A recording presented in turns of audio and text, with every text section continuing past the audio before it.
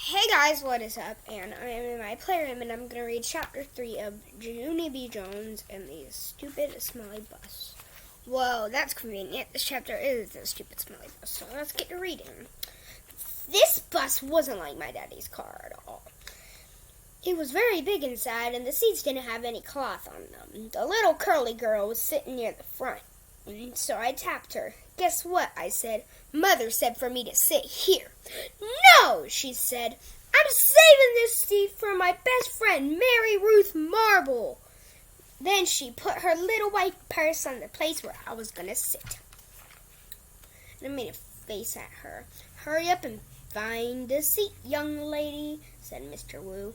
And I quickly sat down across from the curly mean girl.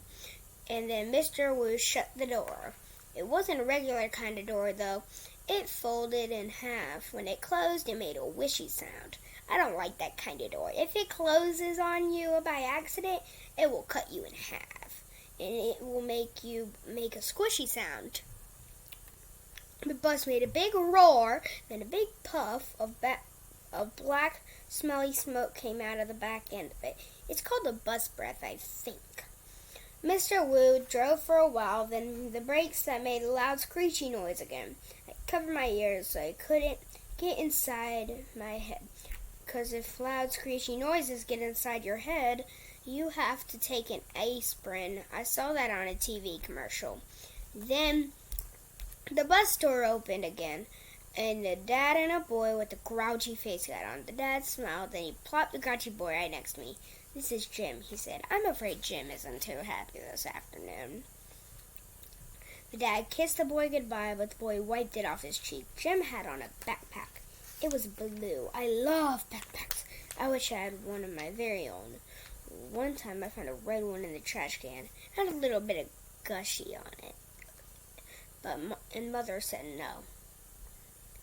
Jim's backpack had lots of zippers. I touched each one of them. 1, 2, 3, 4, I counted.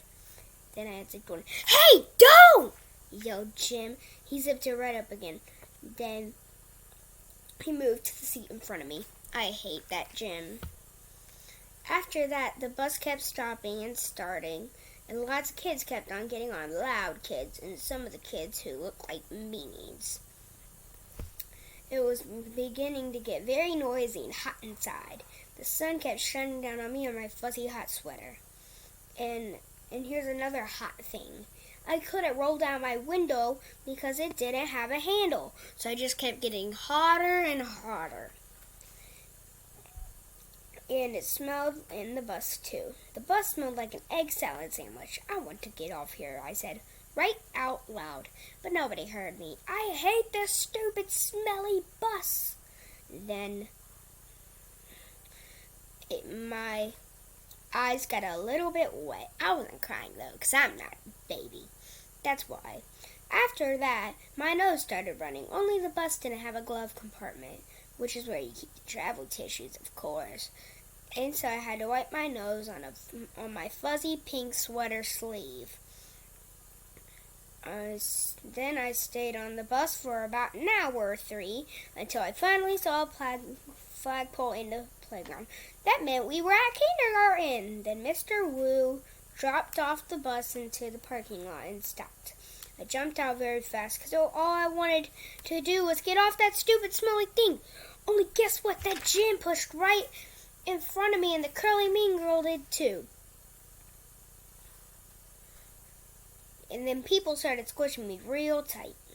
And so I pushed them away, and they pushed me right back. That's when I fell down into big footsteps on my skirt that looks like velvet. Hey! And he picked me up and helped me off the bus. And who said that? Mr. Wu. I said, stop it, I yelled. Then Mr. Wu hollered, hey, hey, hey. Then he picked me up and helped me off the bus. Mrs. was waiting for me, just like my mother said.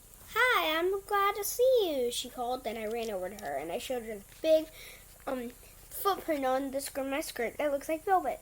Yeah, only look what happened. I got stepped on. Now I'm soiled or solid. I don't know what that says. So here's them running in the bus. Okay, see what happens next. Oh, last page. Mrs. brushed it. Don't worry, Junie, she said. It'll come off. And after that, I just folded my arms and made a frown. Because guess what? She forgot my B again. So we'll read the next chapter called Me and Lucille and Some Other Kids in the next video. Bye. Bye.